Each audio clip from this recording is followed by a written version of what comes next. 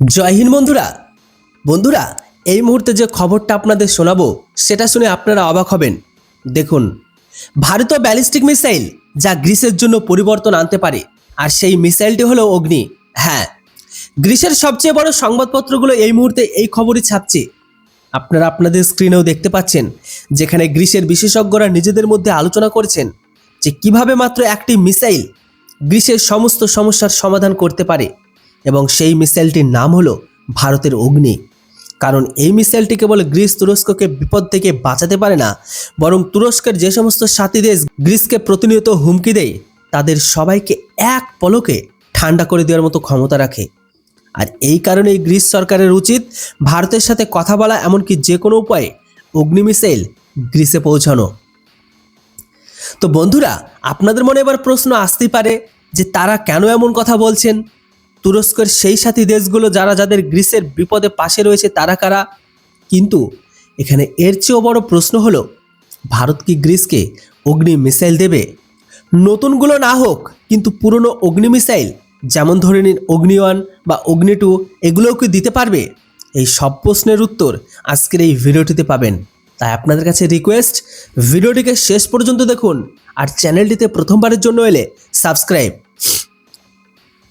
তো সবার প্রথমে আপনাদের মাথায় এটাই আসছে যে এই মুহূর্তে কি এমন হলো যে গ্রিসের এই মুহূর্তে ভারতের অগ্নি মিসাইলের প্রয়োজন পড়ছে।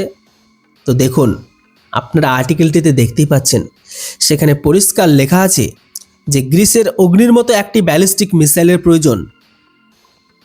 এটি এমন একটি মিসাইল যার সম্পর্কে গ্রিসের বিশেষজ্ঞরা খোদ নিজেই জানিয়েছে যে এই লেভেলের মিসাইল ইউরোপের কোনো দেশের কাছে নেই।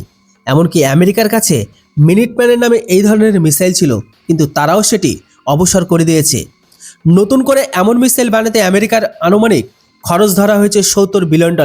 অর্থাৎ অগ্নির মতো যে মিসাইল আমেরিকা তৈরি করেছে তার খরচ $70 বিলিয়ন হতে চলেছে, যা 2030 সালের মধ্যে তৈরি হবে। এর থেকে বুঝুন যে এই স্কেলের মিসাইল তৈরি করা এবং মোতায়েন করা কত বড় একটা চ্যালেঞ্জ। তাই গ্রিস মনে করছে যে ভারতের কাছ থেকে তারা এমন মিসাইল বেশ কম দামে পেতে পারে। কিন্তু এই গ্রিস এই মিসাইল কেন নিতে চায়? কারণ এটি একটি লং রেঞ্জ বা দীর্ঘ পাল্লার মিসাইল। তার সবচেয়ে বড় শত্রু তুরস্ক তো তার প্রতিবেশী দেশ। তাহলে তার লং রেঞ্জ মিসাইলের প্রয়োজনীয়তা কেন? আর তার জন্য আপনাকে তুরস্কের বন্ধুর তালিকা প্রথমে জানতে হবে। আসলে যারা জানেন না, তাদের জন্য ভারত পাকিস্তানের মধ্যে যেমন চরম শত্রুতা, ঠিক তেমনই শত্রুতা গ্রিস ও তুরস্কের মধ্যে। এমনকি দুই দেশই ন্যাটোর সদস্য, তবুও ঘন ঘন তাদের মধ্যে যুদ্ধ হয়ে আসছে। এমনকি ভারত পাকিস্তানের মতো সীমান্তে দুই দেশের সেনাবাহিনীর মধ্যে সংঘর্ষ হয়। পার্থক্য শুধু একটাই, যে এরা কেউ পরমাণু শক্তিধর দেশ নয়, তাই এদের লড়াইয়ের দিকে কেউ নজর দেয় না। কিন্তু দুই দেশের শত্রুতা অত্যন্ত ভয়ঙ্কর পর্যায়ে, এমনকি এদের মধ্যে যুদ্ধ কখন লেগে যায় সেটাও কিন্তু বলা যায় না।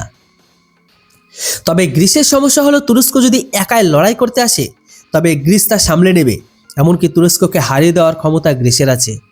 সমস্যা তৈরি হয়েছে তুরস্কের বন্ধুদের নিয়ে। তুরস্কের এমন কিছু বন্ধু আছে যারা শুধু যুদ্ধের সময় অস্ত্র দিয়ে সাহায্য করবে না, বরং গ্রিসের বিরুদ্ধে তুরস্কের হয়ে লড়াইয়ের জন্য নিজেদের ইসলামিক সেনাবাহিনী আর নিজেদের টেররিস্ট সেনাবাহিনী বা এমনিও সেনাবাহিনী নামিয়ে দিতে পারে। আর এই বন্ধুদের নাম হলো পাকিস্তান ও আজারবাইজান, এছাড়া রয়েছে লেবানন। তো এই দেশগুলো গ্রিসের জন্য সবথেকে বড় সমস্যা। আর পাকিস্তান তুরস্কের জন্য কত দূর যেতে পারে তা নিশ্চয়ই আপনাকে আর বলে দিতে হবে না।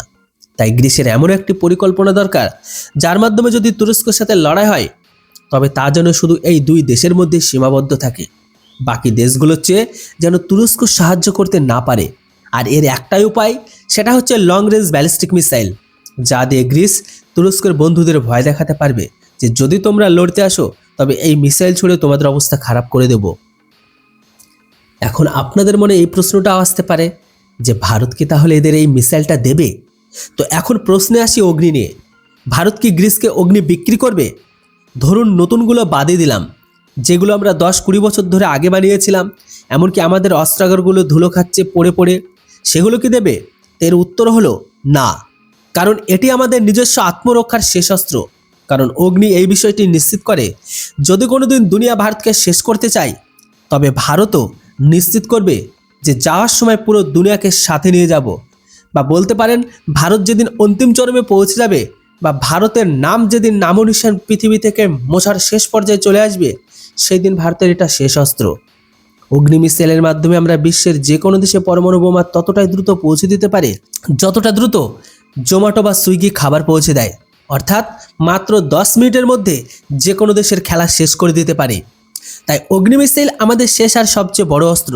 মানে ভবিষ্যতে যদি আমেরিকা বা ইউরোপ, যারা আমাদের জন্য শেষ পর্যায়ে হুমকি হতে পারে, আমাদের উপর হামলা করে, তবে তাদের বিরুদ্ধে আমরা অগ্নি ব্যবহার করব। এই কারণে একটা ইউরোপীয় দেশের হাতে আমরা আমাদের লাস্ট রিসোর্ট বা শেষ ভরসা তুলে দেব না। গ্রিসের সাথে ঐতিহাসিক আমাদের খুবই ভালো সম্পর্ক থাকা সত্ত্বেও বা গ্রিস ইউরোপ আমাদের সেরা বন্ধু হলেও অগ্নি মিসাইল যাবে না। আমাদের নতুন মিসাইল ছেড়ে দিন, 30 বছর আগে বানানো শুরুর দিকের অগ্নি মিসাইলও আমরা তাদেরকে দেব না। এমনকি এটি করা সহজও নয়। ধরুন ভবিষ্যতে এমন কোনো প্রধানমন্ত্রী এলেন যিনি গ্রিসকে খুবই পছন্দ করেন, তবুও গ্রিসকে অগ্নি মিসাইল দেওয়া সম্ভব নয়। কারণ গ্রিস প্রথমত এমটিসিআর মানে মিসাইল টেকনোলজি কন্ট্রোল রেজিমে এর সদস্য নয়। এই কারণে ভারত চাইলে 300 থেকে 400 কিলোমিটার বেশি রেঞ্জের মিসাইল গ্রিসকে কখনোই দিতে পারে না, আর এটি প্র্যাকটিক্যালি অসম্ভব। তবে আপনাদের মনে প্রশ্ন আসতে পারে যে তাহলে এর বিকল্প সমাধান ও বর্তমান পরিস্থিতি কি? হ্যাঁ, গ্রিসকে সাহায্য করতে চাইলে আমরা অন্য মিসাইল দিতে পারি, যেমন ধরে নিন ব্রহ্মোস, প্রলয়, এমনকি আমাদের অন্যান্য শর্ট রেঞ্জ ব্যালিস্টিক মিসাইলগুলো দিতে পারি, যা তুরস্কের দাপট কমানোর জন্য যথেষ্ট। তবে আপনি একটা বিষয় লক্ষ্য করেছেন কিনা জানি না, যে ইউরোপের শুধু গ্রিসই নয়, আরও অনেক দেশ ভারী অস্ত্র ব্যবস্থার দিকে তাকিয়ে আছে। আর তাদের তাকানোটাও স্বাভাবিক, কারণ বর্তমানে ইউরোপের পাশে দাঁড়ানোর মতো এখন কেউ নেই। রাশিয়া তাদের শত্রু চীনকে ভরসা করা যায় না। আমেরিকা মানে যে তাদের সবচেয়ে বড় সহযোগী ছিল, মুখ ফিরিয়ে নিয়েছে। তাই এই দেশগুলোর এমন অস্ত্রের প্রয়োজন যারা তার উপর নির্ভর করতে পারে, এমনকি যারা তাদেরকে কখনো ধোঁকা যেন না দেয়। বিশ্বজুড়ে ভারতের ভাবমূর্তি যেমনই হোক, একটি বিষয়ে পুরো বিশ্ব ভারতের উপর ভরসা করে, তাহলে ভারত যে দলের সরকারে আসুক বা যিনিই প্রধানমন্ত্রী হন না কেন, ভারত কাউকে কখনো ধোঁকা দেবে না। একবার প্রতিশ্রুতি দিলে ভারত শেষ পর্যন্ত পাশে থাকে। ভারত এটি নিশ্চিত করে। আর এই কারণেই গ্রিস, হাঙ্গারির মতো ইউরোপের ছোট দেশগুলোর কাছে ভারত একটি নির্ভরযোগ্য পার্টনার হতে পারে। তবে একটি সমস্যা হলো, আমাদের ডিফেন্স ইন্ডাস্ট্রি যতক্ষণ না বেসামরিকরণ বা প্রাইভেটাইজেশন হচ্ছে, আমরা এই অস্ত্র যত অর্ডার পাই না কেন তা পূরণ করার ক্ষমতা আমাদের নেই। আপনি নিজেই ভাবুন, এইচএল মানে হিন্দুস্তান অ্যারোনটিক লিমিটেড 5 বছর আগে তেজাস যুদ্ধ বিমানের অর্ডার পেয়েও আজ পর্যন্ত একটি তেজাস দিতে পারেনি। 1.5 বছর আগে ইঞ্জিন পাওয়া সত্ত্বেও তারা তেজস বিমানে বসাতে পারেনি। এর থেকে বুঝুন আমাদের সরকারি অস্ত্র কোম্পানিগুলো কতটা অদক্ষ। তাই এই সময় এসেছে বড় পরিসরে এই সরকারি কোম্পানিগুলোকে বেসরকারিকরণ করা আর প্রাইভেট প্লেয়ারদের সাপোর্ট করা, যাতে শুধু আমাদের প্রতিরক্ষা সরঞ্জাম বিক্রি না বাড়ে, বরং মনে রাখবেন অস্ত্র বিক্রির সাথে সাথে ভূ রাজনৈতিক সুবিধা পাওয়া যায়। যেটাই হোক, এবার আপনারাই বলুন, গ্রিস আমাদের যতই ভালো বন্ধু হোক না কেন, আমাদের এই প্রাইম অস্ত্র মানে অগ্নি মিসাইল কি তাদের কাছে দেওয়া উচিত? এর উপর আপনাদের মূল্যবান মতামত কমেন্ট সেকশনে লিখে জানান। আর হ্যাঁ, ভিডিও আর ইনফরমেশন ভালো লাগলে চ্যানেলটিকে কেউ সাবস্ক্রাইব করতে ভুলবেন না। Thanks for watching. জয় হিন্দ, বন্দে মাতরম।